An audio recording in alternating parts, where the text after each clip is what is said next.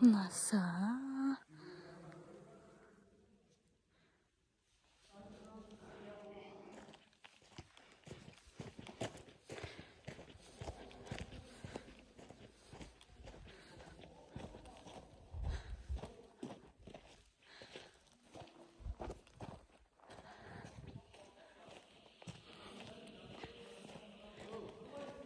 Leylектегі Тауышмақту каньон. Мынау ушинтип зигзаг болуп жол кете берет экен. Жайында бул жер абдан салкын болот дейт.